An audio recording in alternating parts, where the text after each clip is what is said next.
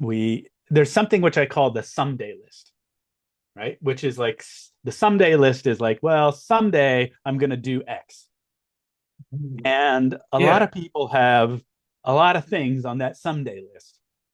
And but that someday is never going to come because there's never a telegram that shows up and says, "Oh, that someday is today, start now." Yeah, we're all waiting for the telegram. So there's a kind of like compound interest in moments that you get paid. Like, how do I take each moment or more moments than not and respond in a way that's positive, growth oriented, and generative? Uh, why the moment is so powerful is because at any given moment, you have the choice to turn left when you have habitually turned right your mm, entire life. right. In the past, I fear failure. Now I fear I don't explore the full possibility of my life and not taking actions.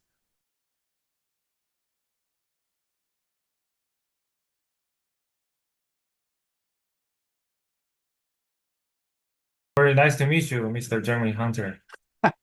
I sing you. Yes. You are my professor at the CGU, and I got a class from you, finding clarity in critical career issue. It helped me so much, and I would like to interview with you to ask some to learn more from you. So yeah, I'm happy to have that conversation, but I'm curious to know, how did the class Finding Clarity help you? It helped me not only from the mental side, but also the learning. Like I learned from inside, just like how you design first intercourse. I learned about the inner state. We are at a green zone, gray zone, and red zone, and also from outside circle, what Dr.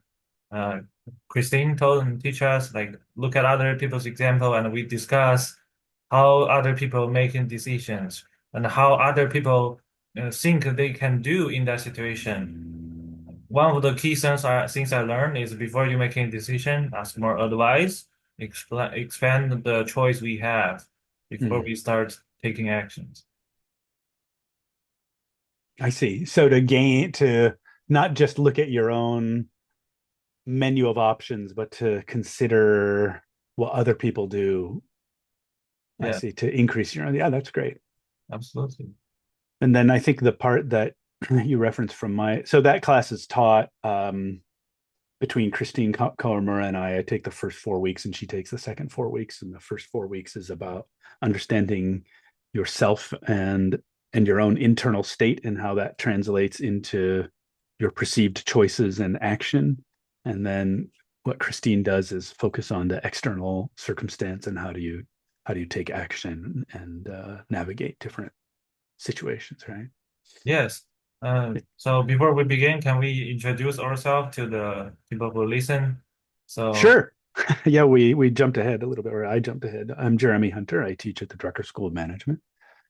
yes, Uh, I've been here since 1999, and which means 25 years. Hard for me to believe, but Drucker School has been a very precious place that has allowed me to explore and experiment and develop courses that basically don't really exist anywhere else, and that are focused on understanding what's happening inside you in real time and how does that either shut down or open up choices and possibilities, and then what's the result that gets created from that. So I don't think there's another class like it elsewhere in the world. And my part of my inspiration was Peter Drucker's quote that you can't manage anyone else unless you manage yourself first, but nobody ever teaches you how to manage yourself. And so if you understand like what is happening inside you in real time, uh, you can better make clearer, more rational, more creative uh, choices for yourself. I think that that transform the result. Wonderful. Because in the past, I used to be on military school. We was taught we need to lead by examples. Hmm. However, yeah, we grow and we trying to be example, but how to be an example for others? What are the great feat and what area we should go? How do we make improve ourselves? There's a lot of question I have. Like, I Hmm. think you are having one of the solution by, first improve yourself, know more about ourselves from the inside. Um, yeah, it's really interesting because yeah, what you just said of like, okay, we're taught to lead by example, or maybe in other situations, you're taught to know yourself, or you're taught to that you should have self-awareness to make good decisions. But How, right? no, but how to do that, right? It's like you get the prescription, but you don't get the directions to the pharmacy to fulfill the prescription, right? And so I'm really glad you brought this up because it's a kind of blind spot, right? So we're taught we have to do these things, but we're not taught how. And there's one way. So, for example, like a lot of self assessment is what I call at the level of the person. So, I think a popular one is something like StrengthsFinder, right? Which is a great thing. And I personally used it. It changed my life. But like StrengthsFinder will give you like what your five top strengths are and like what your five bottom strengths are. And and then you're taught to kind of orient your life around your strengths, which is super useful. And actually I did that. And but as I said, it's a kind of, or another one might be the Myers-Briggs test. So you understand whether you're introvert or an extrovert, or like what kind of information do you sort of prefer and how, and all of that sort of stuff. It's useful to know, but it's a kind of person level abstraction. Mm-hmm. My approach is to say, okay, there's one more level, which is the level of the moment. And all your life is happening in a moment, in a series of moments, right? And the moment is the kind of visceral reality of what you're experiencing, what you're actually experiencing um, in your life. And so, for example, whereas like my top five strengths are kind of habits that I'm good at, or whether I'm an introvert or an extrovert is like a kind of tendency I have. But the moment takes the level of focus down to actual lived reality. So let me give you an example. My favorite example is like your most difficult, let's say your most difficult relative or your most difficult client is calling you on the phone and you see their name on caller ID. Okay, in that moment, you see this person's name, you feel this pit of dread in your stomach, your hands clench, you feel anxiety, and part of you doesn't want to answer the phone, right? Knowing whether you're an introvert or an extrovert, or whether your strength is strategy or learner, doesn't help you in that moment because your heart is racing and you want to avoid this situation. But let's say you have no choice to avoid it, right? So that's the level of reality I deal with.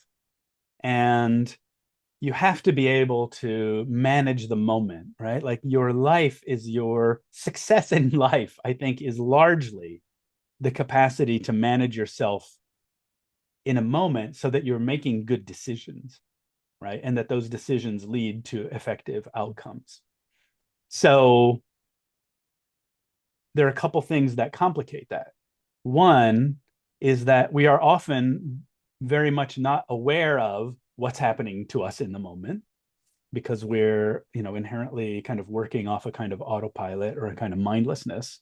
So you see the name on the caller ID and then you just let it go to voicemail and then you ignore it, right? But you can't keep ignoring it for so long and then it causes another problem, right? So by focusing on what you are actually experiencing in the moment gives you leverage to make a choice that can go in a different way, right?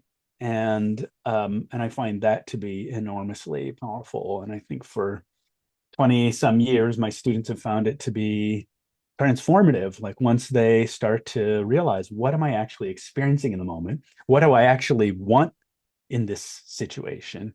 What should I do? And then what's the result I get? And by orienting yourself to seeing that level of reality as it's happening in real time, you actually can make real concrete change. Yeah, And absolutely. yeah.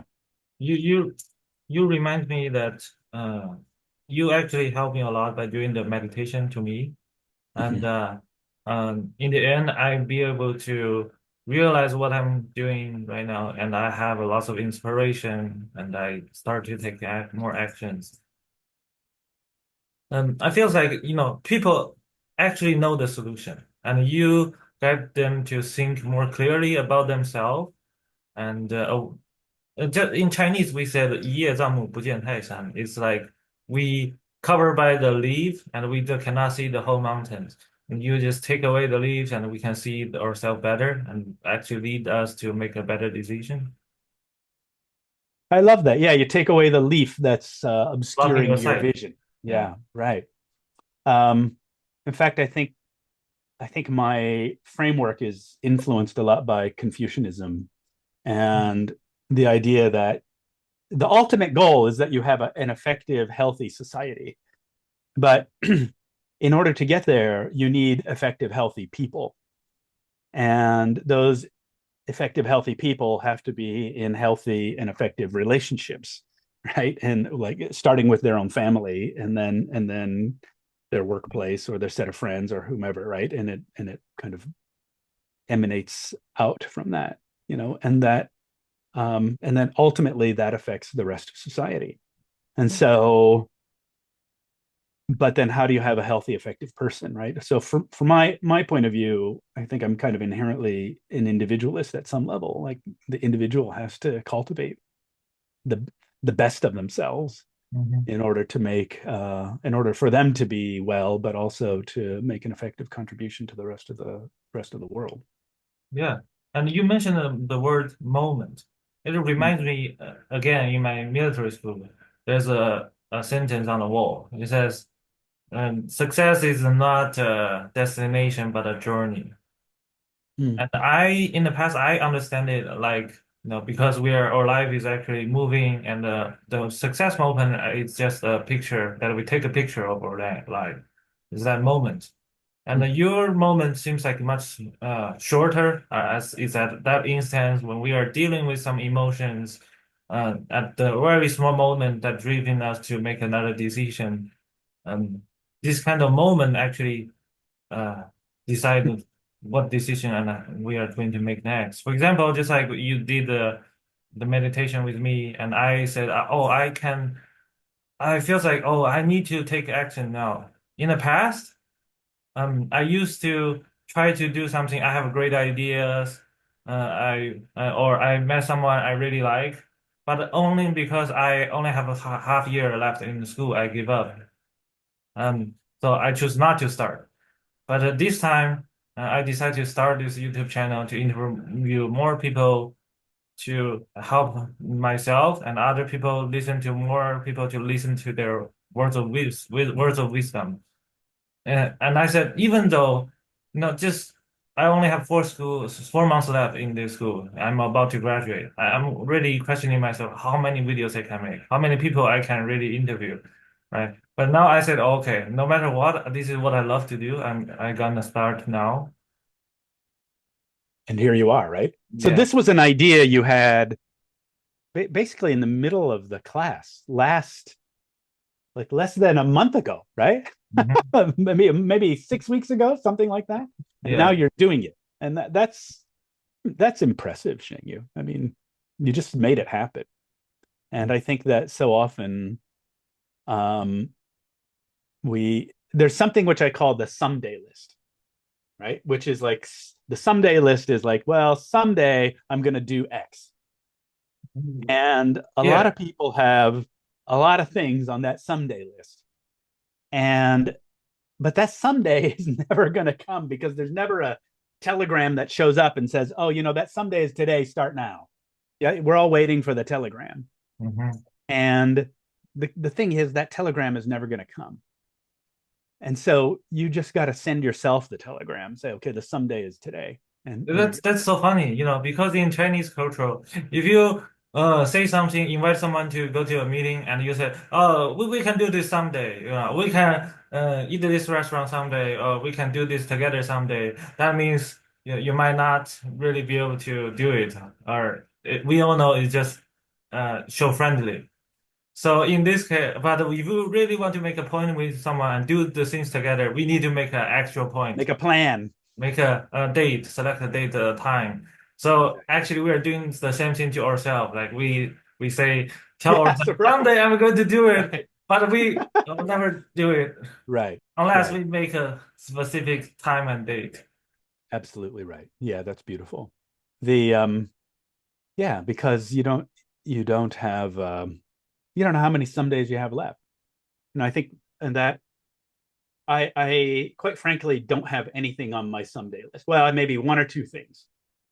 But I got into this because when I was 20 years old, I was diagnosed with what was supposed to be a terminal illness and an incurable terminal illness. And it was an autoimmune disease attacking my kidneys. And the prognosis was a 90% chance of mortality within 5 years. And so my own assumption was I was 20 years old that probably I wouldn't live till 30. And I did a couple of things. One was first to focus on the fact that 90% wasn't 100% and that somebody had to be in the 10% that lived and that was going to be me. And I focused my attention on what what did I really love doing? What was really deeply interesting to me? What kind of questions did I want to answer before I died? And and I did that, even though I didn't know how I was going to make money or what kind of career it was going to lead to or anything. It was just like I had these questions I wanted answers to um, before I died. And I also started meditating. I started uh, doing Zen practice, which in Japan, Zen was the religion of the warrior class, and at some level, I needed to be a warrior. And I had this kind of naive assumption that I would learn how to meditate and a miracle would happen and I would keep on living. And the funny thing is, I learned how to meditate and a miracle happened and I kept on living. And I lived another 17 years after that. But but in those 17 years, I made sure there was nothing on my someday list.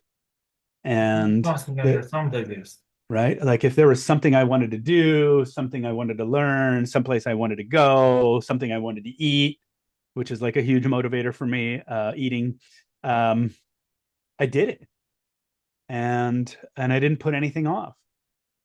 And then in 2008, I had a kidney transplant. 12 of my former students came forward as donors, including the person that was my donor, an amazing human being named Laura Newman, and then I got my bonus round. So I'm in my bonus round now, and which was 16 years ago. And still, there are very few things on the someday list. And so I think one, don't put off what you want to do, and because you never know, don't know how much time you have. Second is that the less you put off, um, the more fulfilling your life is. I mean, like you don't know where this little project you've created is going to go to, but what you keep saying over and over again is how much I love talking to people and interviewing them. Like okay, that's something to pull. Then don't stop, right? Don't stop. See where this goes for you. Yes, exactly. And then Yeah. when you talk, first I I feel your, your hard time, and I pray for you. And the second is, I feels like you really have a shocking moment of your life. You only have this 5 years, or you were told this disease is going to destroy your life, Mm, and then you are open up a switch. You change the mindset, from I only have half year left, so I'm not going to start this at all, or to I only have this moment, like time I have, and I'm going to do this now. mhm. And you are teaching this to us, to our students, like the people around us. Yeah, but when I think about this is actually true because we don't know what's gonna happen to our next moment of our life. Too many people think we still have a long time to live. However, is that really true, right? Car accident, airplane, disasters, hurricane. We don't know what's gonna happen next. Right. We Most of us are feeling like, okay, I'm in this state and I still have some time, so I'm too busy because of this. I'll put this off, put this on the Mhm. someday list. And now, realize that there's a lot of possibility that's gonna happen in the future, in the short time, maybe 1 year, 5 months, 5 years. And then you start taking actions. You can't waste your time anymore, and you put the things from your someday list to give it a specific time and to do it, right? Yeah, absolutely. I had my high school principal uh would always tell me how much he loved Japan. Like, oh, I love Japan. And he had traveled to Japan when he was younger, and I want to go back. And every time I saw him, he would tell me that story, like, oh, I love Japan and I want to go back. And then one day I was just really frank with him. And I said, you've told me that 3 times now. And either you got to do it.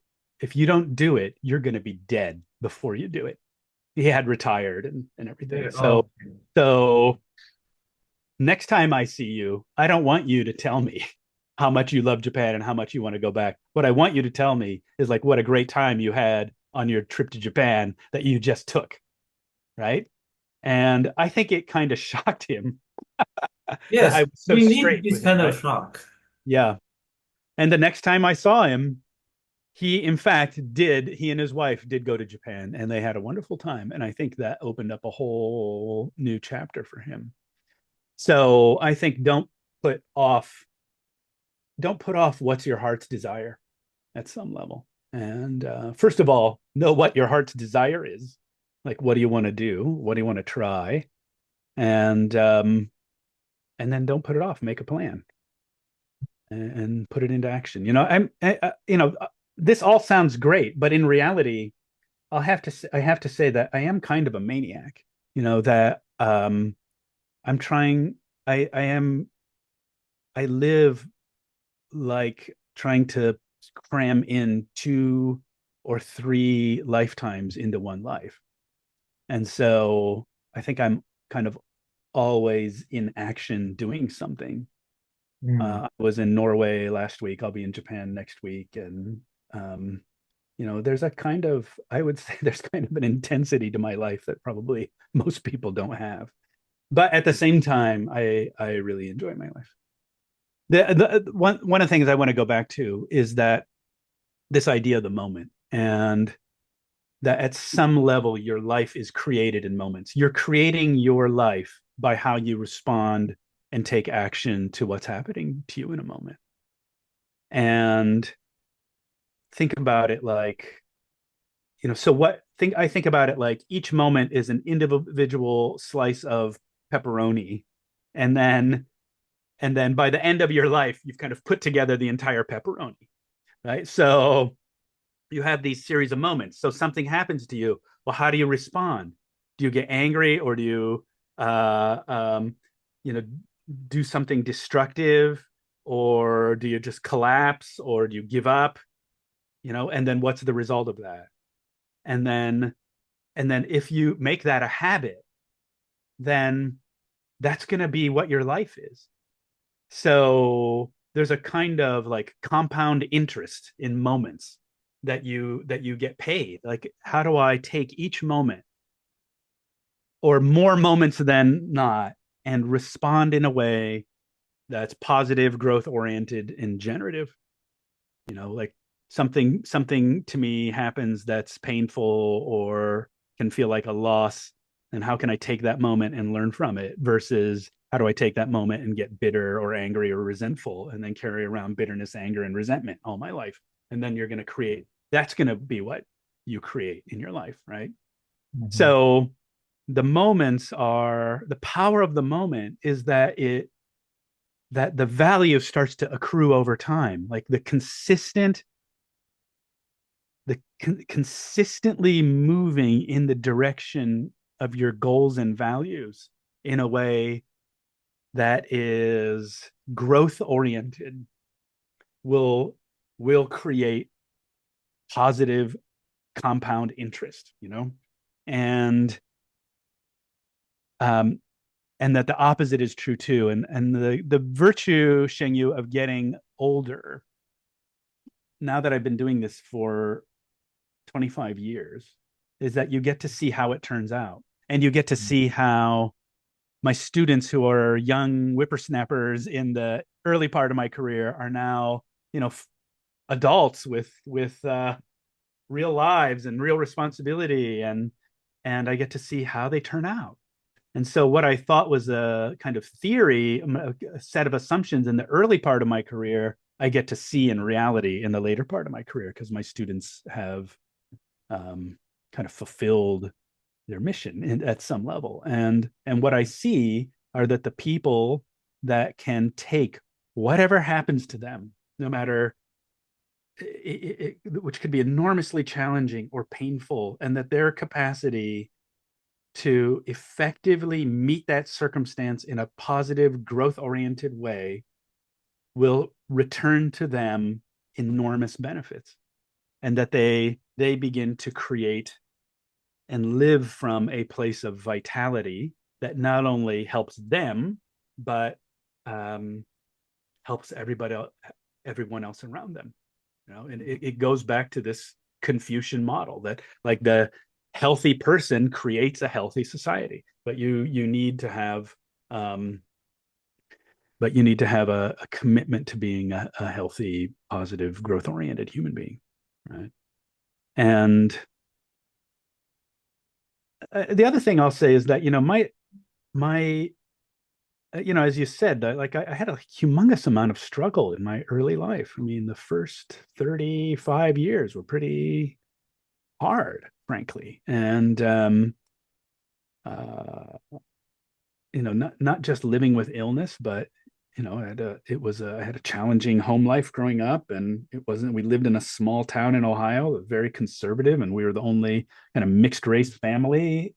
It was not easy. It wasn't fun, frankly. Oh, And so there was, what, it wasn't easy. And so, and then of course, having this illness and living with illness and mortality on a day-to-day basis for 17 years, it wasn't easy. I mean, there were extended periods of really profound depression or anxiety or um, a lot of pain. And I think that for whatever reason, I had this kind of commitment to live in a way that was growth oriented. And um, and now I can say on the other side of it that I really like my life. I have a pretty amazing life. I have a wonderful family. I I like where I live. I love my job. I have an interesting life. And so I would encourage people who are going through a hard time now to know that this is temporary, but if they continually make effort um, to live in a positive direction, that something good will come from it. How to do that, then? That's the question. I think one is that I did not do this alone. And I find that, I had a lot of help, and I think I sought out people who um, had my best interests at heart and helped me, supported me in some way, and emotionally or uh, whatnot. So you don't live a life alone. School teaches you, because you're always getting graded by your own work, that you have to do everything by yourself. But basically, life is a group project, and that you need the support of others to be effective. So don't be shy to ask for help. And that's how life works. All life is interdependent. Yeah, And that's very interesting. I think you did a really good way. In the past, I think in the schools, I was told that school will teach us skills, but not uh, let you have the life you want, because you need to do it by yourself. And in here, I'm really glad I can take your class, and you give me a lot more directions and examples. Mm. so I'm curious to know, like, what came from China, and here you are in at CGU. Like, what has this taught you? Like, going to this different culture, Southern California culture, and then For me, I'm okay. I can briefly talk about myself. So I So I was in China until I was 18 years old. And in the past, in my middle school, I was treated really badly, and people don't like me. And also, I'm really shy, um, and I care about other feelings too much. And sometimes I care about other feelings over myself, lots of occasions. Uh, And in the past, when I was in middle school, somebody beat me, and he even hit me with a chair, and I only blocked the chair and did not fight back. And my mm, father said, "You should fight back. I will take whatever responsibility that is going to happen." But I still did not, and because in my heart, I really care about anybody around me. And however, this will lead to when I was young, this will lead to other people think, we can deal with this whatever we want, and this guy will not fight back. Um, but over time, I grow and grow and grow. Um, I completely flipped myself around on the way I communicate. I think a very good experience for me is because my mother decided me to send me to a military school, and mm, that place make me feel a more team environment. And I used to make it to the second lieutenant in rank in school, to manage more people, to know them more. And then I went to New Mexico Institute of Mining and Technology. That place I become the Chinese student scholar chair. I helped more people. I listened to their advice, and I become more outgoing and willing to help others. And in here at CGU, I come here, I feel like more supported. People here are more friendly, and I met so many wonderful people. mm, What I really love about this place is there's so many people who is so talented, and from various different background, and also they are really good, but they don't have a lot of them don't have, you know, it's not hard to approach. They're really easy and willing to talk to you. They know you are at the growing stage, mm. and they're willing to share more insight and wonderful uh, time with you. And I really enjoy this. So this time of year at CGU, I'm really happy. I tried out all kinds of different stuffs. It's like I just did a presentation at the CSAT program, and my professor said, Shen Yu is a student who really explore the full possibility of his life. I'm like, okay, yes. That's really beautiful. Yeah, to explore the full possibility of your life, right? And uh, that's what I think. That's great. I love that phrase. That's exactly what I think I want people to do. Oh, Like, see like what you are capable of, right? You're always capable of more than you think you are. And that's why other people are so important. because they can give Absolutely. you other perspectives, or they can, you know, oh, here, this is our new cat. You want to say hi? Wonderful. Hi, good to see Yeah, you're very friendly, aren't you? You want to stay up? You're coming here to be on my shoulder? Yeah, okay.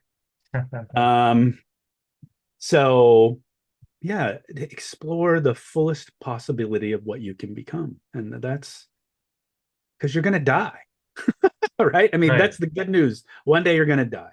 So, Understanding you're gonna die is good news because that you know that the clock is ticking.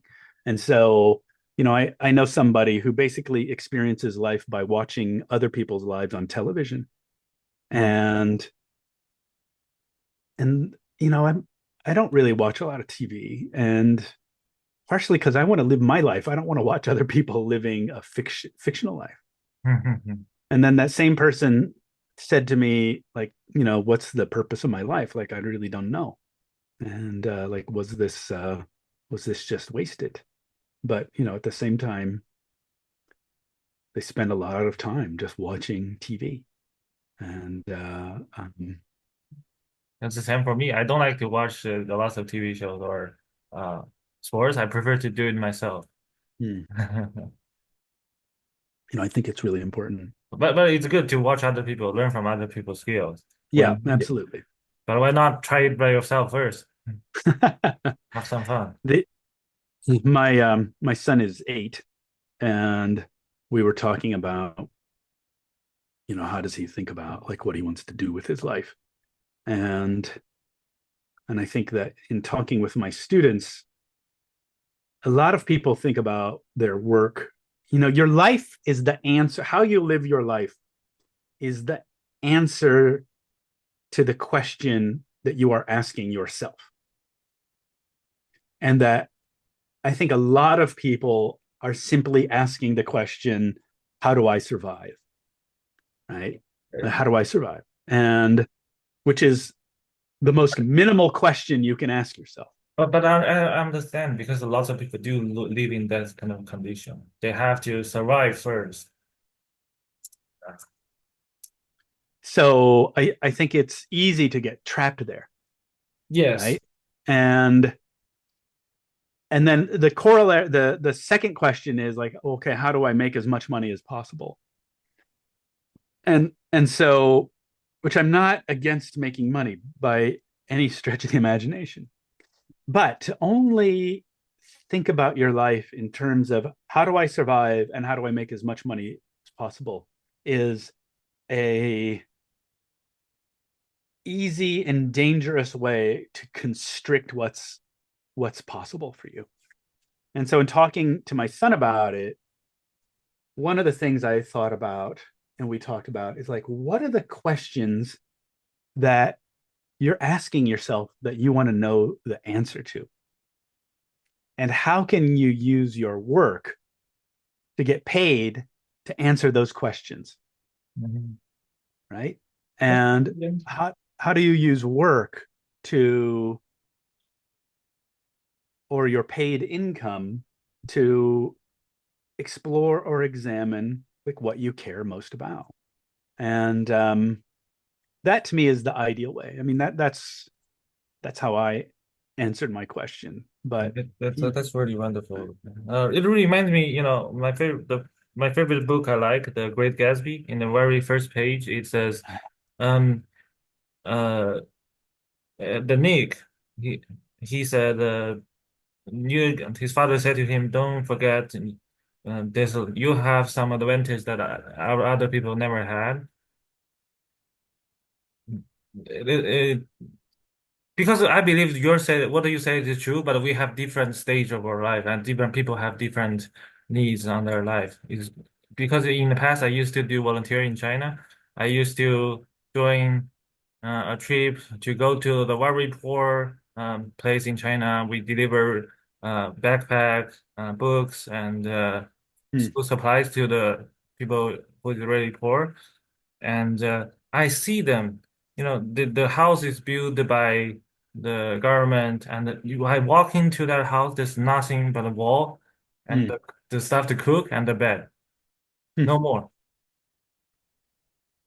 And then the people live in cities. We work.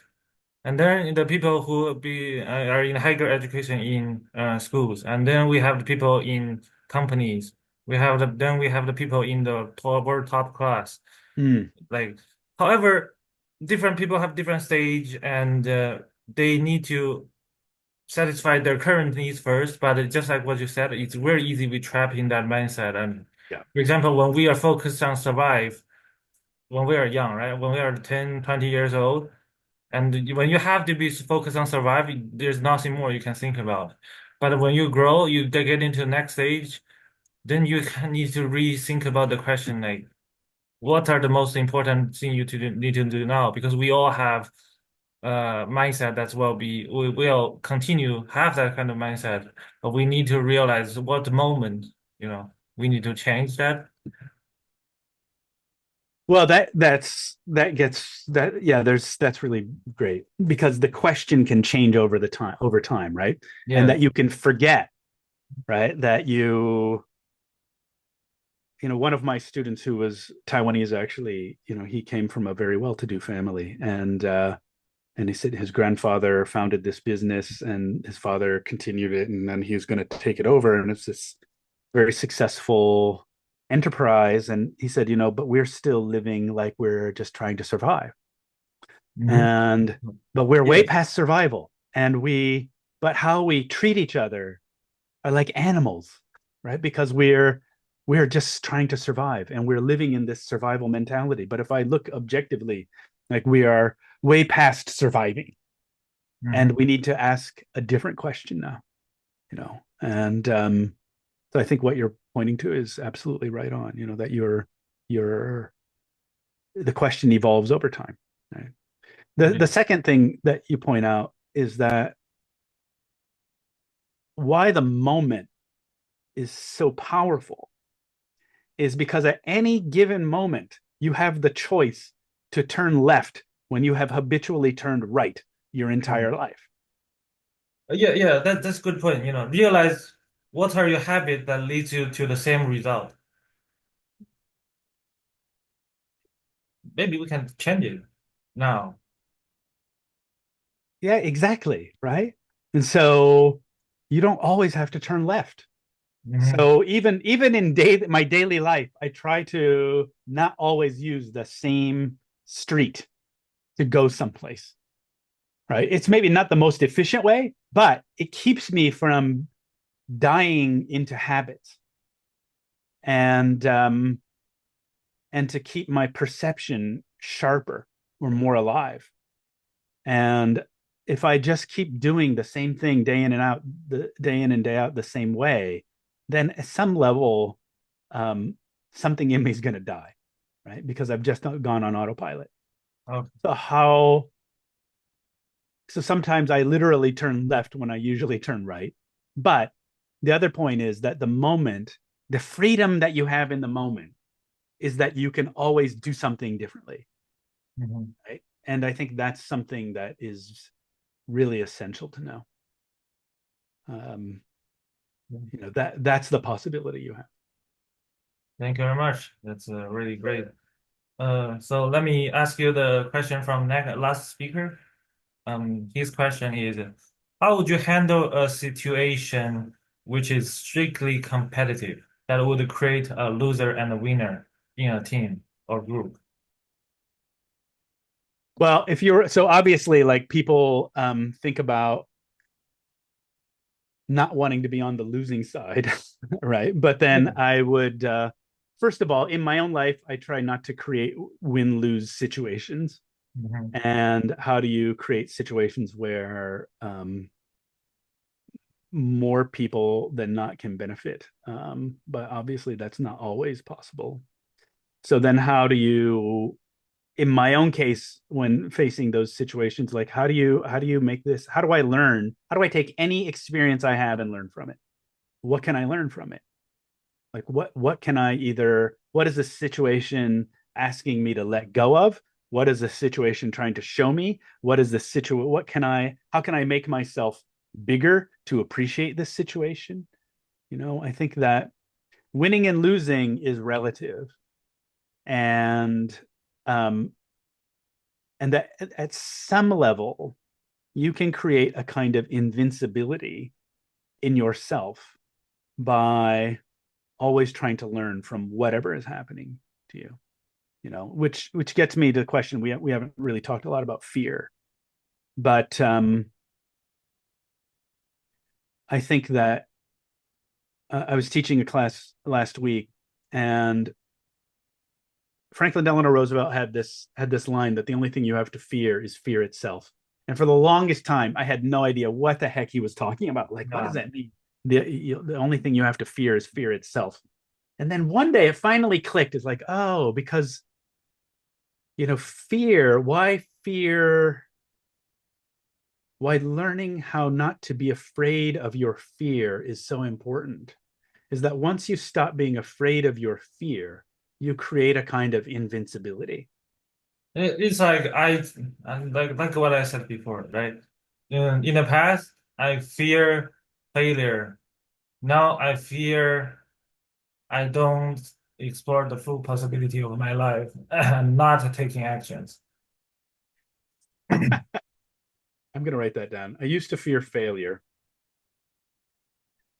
but now I fear not taking, what is it? Not taking Actions, taking actions. action and kind of missing the full Full possibility possibility of my of life. life. Yeah. Yeah. It's great. That's a beautiful lesson to have learned at this stage of your life, sir. So I'm very curious to see when we have this conversation again in 5 years, and then again in 10 years, and then again Yeah, in sure. 30 years. What does that get you? Yeah, thank you. Yeah. Okay, if you would like to ask the next speaker a question, what would it be? I guess my question would be, um, how do you relate to your own fear, and how do you learn to move past it? How And did what you relate to and the, okay. and what is the support system you've created for yourself to help you navigate the world?